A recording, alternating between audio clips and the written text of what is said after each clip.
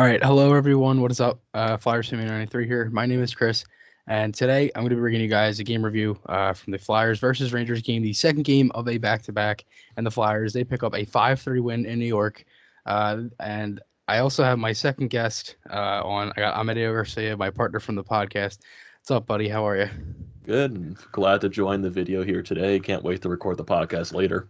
Yeah, that's gonna be some great fun. As the Flyers, as I said, they pick up a 5-3 win, and this was a game where the Flyers start out early. They get a power play 20 seconds into this one, and honestly, before I even get into that, the lines were the exact same. There was a little bit of, I guess you can say, a miscommunication where a lot of people thought that Couturier wasn't going to play this game because he had the flu.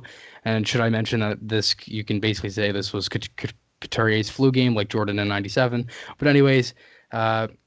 Couturier did end up playing, and then this was great because on the NBC broadcast, they said that Keith Jones brought up that Couturier was the Flyers' most important player, and Mike Milbury is like, oh, no, I don't think he's the most important player. You see this guy here, Jake Voracek, and we're all sitting there like, how does this guy have a job?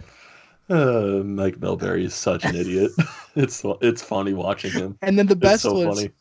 the best part about it was that later in the game when the Flyers actually had like it was like a 4-1 lead after the or a 5-1 lead after the second period. Mike Milbury said that he thought they should have started instead of starting Lundqvist, they should have started the other guy. Didn't even know who he was. It would have been Georgiev. He couldn't even say. He said the other guy. But anyways, the Flyers, they start out hot. They get a power play 20 seconds in. And Matt Niskanen gets one here on the second unit. It was a play that was kind of a scramble in front. Sanheim took the shot from the point. It was loose in front. Aubé Kubel shot it, and he actually hit the post, and then Niskanen was wide open for the rebound.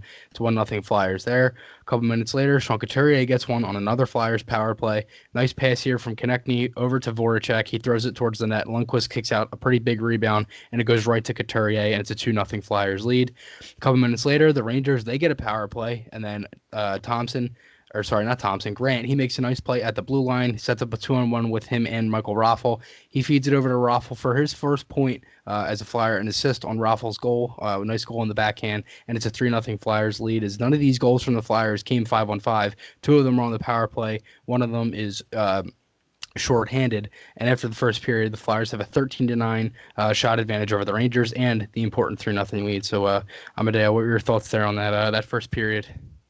I thought the Flyers came out. They came out hard against the Rangers. As the home and home, as the Flyers beat them on Friday, they knew they had the weather to storm in MSG, and they did that. They have Lundqvist Right. in the net, who hasn't started in decades.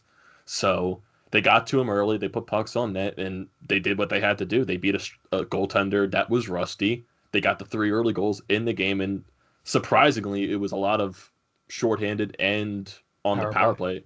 I didn't. Yeah, I honestly, the power play looked really good it as did. for a while Hmm. in this It game. did. Yeah, definitely. And I think the biggest thing behind that was that the Flyers, they had the momentum early too from that power play, which basically made everything open up for them. But the special teams was good on one half, the other half was pretty bad. The penalty kill was 3 for 6 today, as all three Rangers goals were on the power play, two of them for Mika Zibanejad. But again, like the Rangers, when the Flyers got the shorthanded goal, there was only like I believe there was only maybe like 20 30 seconds left on that power play, and the Rangers had their chances all period. But I mean, it was a good period, and the Flyers, they go into the second, as I said, with a 3-0 lead, and they add another one here. Derek Grant, he gets his first goal as a Flyer. Really nice play here, and this was just awful defense by the Rangers. Grant was literally left wide open where he had so much room. It looked like it was going to be a 2-on-1. And then he realized that no one was going to him. He skated up. He beat Lundqvist on the backhand, and it's a 4-0 Flyers lead. As I said, his first goal as a Flyer. It's got to feel good there for Derek Grant. He had an assist in the first period. He had a really good game versus the Rangers.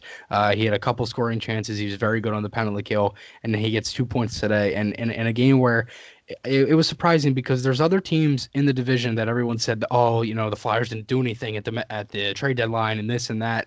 And teams like Pittsburgh, as of right now, who are on a 6-game losing, or is it five-game losing streak? They've just Six been game losing streak. 6-game losing streak. Okay, Yeah, yeah, after last night. yeah, right. So yeah, they've been struggling as well, and adding all those new guys that they did, Connor Sheary, Rodriguez, Patrick Marleau, and a couple other teams either adding big pieces kind of changes up everything, and the Flyers add two minor pieces, and they're still playing really good after that. So again, The Flyers, it was a good trade deadline, and they move into it, and they're still playing good after the trade deadline. And later in the second period, to get back into the game later in the second, Mika Zibanejad, he gets his first goal here. It was a pretty nice tip pass from Panarin. It beat hard high on the glove side. It's a 4-1 lead there. And then later in the period, Travis Konecny makes it 5-1. This power play was actually 5 seconds into it. Voracek threw the puck on net. Konecny tipped it over Lundqvist's shoulder, and it's a 5-1 Flyers lead. That was a great play by Voracek. Yeah. Seeing that Trouba was just like Trouba was in the play, but also not in the play. They put the puck in between Trouba's legs to get Konecny on that redirect. That was just a nice heads-up play by Voracek. Yeah, and just like you said, it was just awful defense by Trouba. He didn't even have a stick on the ice. It was just unreal. Voracek, he as you said, he figures that out. He throws it to the net, and the Flyers get a goal. It's 5-1 there. And for the second period, the shots were 7-5 in favor of the Flyers. Really wasn't much offense in that period, shots-wise, but both teams really had puck possession. But again, the Flyers, they come out of that lead with a 5-1 lead. Out of that period with a 5-1 lead, and they go into the second. And the Rangers get another power play, and Buchnevich kind of scores a weird goal here. It just trickles through Hart's legs. I don't even really know how this puck even went in, but it goes right through Hart's legs, and it was a 5-2 game there. And then Zibanejad gets one later on. This goal just, oh my God, this goal just annoyed me so much because all Niskanen had to do, like the Rangers were pressing on this power play. As I said, this was another power play goal. Their 3 goals were on the power play. All Niskanen had to do here was just chip it up the wall. He's getting basically manhandled as he's trying to get it out, right? And then there's 2 guys at the blue line. All he has to do is chip it off the glass. And it leads into a turnover. Zibanejad's wide open down low, and he rips it on hard on the backhand. It's a 5-3 game. Yeah. What are you going to do? Yeah. I mean, I was just happy that they held down the fort late in that game, and they were able to come out of it with a 5-3 win. So to get into the regular stats and then the Corsi, so the shots on goal were actually tied for the whole game, 26-26. Face-offs were 51% for the Rangers to the Flyers 49, which was weird because the Rangers, actually coming into Friday night's game, the Rangers were second to last at face-offs. Flyers were the best team in the league. The Flyers power play was 3 for 5. Good. It was a good game for the power play. Penalty kill, not so much. They were 3 for 6. The hits were 20. The Rangers were 3 for 6 on the power play. The hits were 27-25 in favor of the Rangers. Blocks were 13-6 in favor of the Flyers.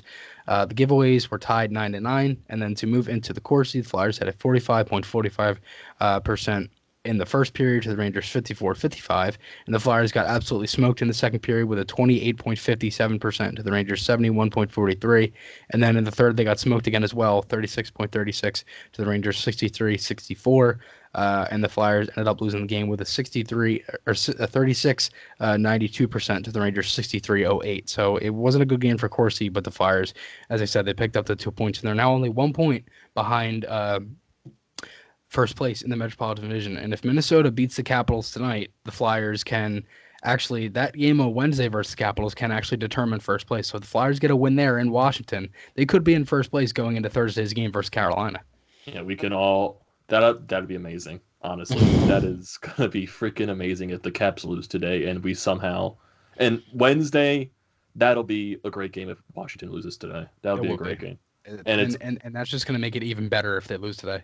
Yeah, and also from today's game, if you're looking from a Flyers standpoint, both teams were hot coming into this game, and the Flyers honestly weren't getting as much media attention, but the Rangers were. Yeah. Now with the Flyers coming into this game and beating up on a Rangers team in a home and home on national television, maybe the Flyers will get more media attention. Maybe. You know? I don't even care about the media attention.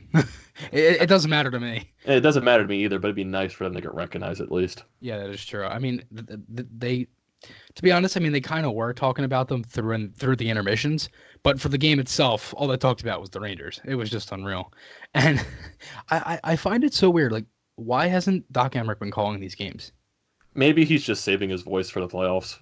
Maybe. That could. I think sometimes during the end of the season, he doesn't do broadcasts so he could just save his voice. Because he is old, so he's probably more fragile. Right.